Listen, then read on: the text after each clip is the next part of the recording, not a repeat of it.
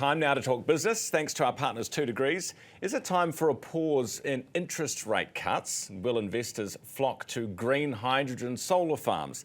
These are some of the questions for BusinessDesk's Garth Bray, who's with me at the desk this morning. Good morning. Hey, Ryan. So we've got growth expected to be going up. Well, it is going up. It was in Q4 last year. We'll get Q1 data this year. Yeah. And as growth increases, the need for the Reserve Bank to keep cutting the OCR decreases. Does that mean we should lock it in now?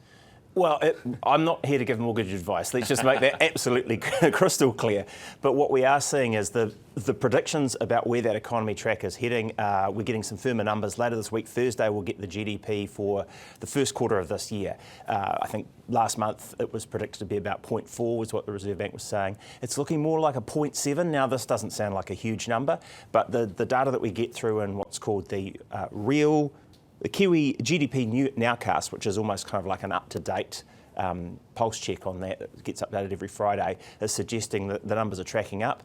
All of the major bank economists are now aligning around this 0.7, and that seems to be suggesting that the Reserve Bank might look at interest rates next month in July and go, look, we're still going to cut, but just don't need to quite cut just yet. And the door's left open for that by the acting Reserve Bank Governor, Christian Hawkesby, at the last meeting. So a little bit of a suggestion there. But we'll also get a bit of a pulse check from the Performance of Services Index, which will be out later today. And I mean, the manufacturing index was pretty woeful when that popped out last month. But services arguably is probably more important to the New Zealand economy. We did have data though from the IRD via Stats NZ last week that suggested manufacturing was doing really well in Q1 this year. And it started to pick up in that Nowcast as well. So, you know, it's Plus you got your dairy payouts, you got your red meat payouts. But that's all lifting the prospect, I suppose, that the economy is doing better, so therefore you can back it off a little bit, Right, what's this another, every day a different solar farm issue. What's going on today? Right, well, this is an interesting one that we've been taking a look at because it's a solar farm company, My Farm, that's going out there to wholesale and eligible investors, and I'll come back to that a little bit later when we're chatting.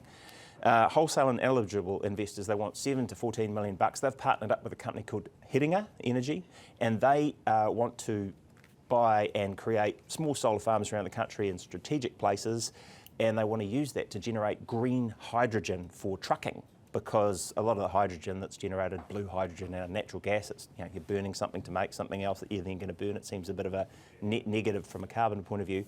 So they are saying there's a future for this, and they are putting out this prospectus, and I mean, we've taken a look at it. Looks like some very interesting numbers there.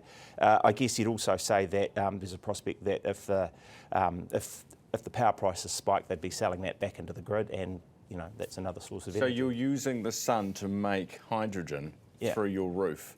Well, through solar farms that they're going to create in 2 or 3 different places around the country, Blenheim, Taranaki, a couple of other places as well. It's not a rooftop one. This is this is very much like a build them small, but build them smart. Deval, you've got the latest on the drama here. Yeah, so this is like the court case that's been months in the coming, I suppose.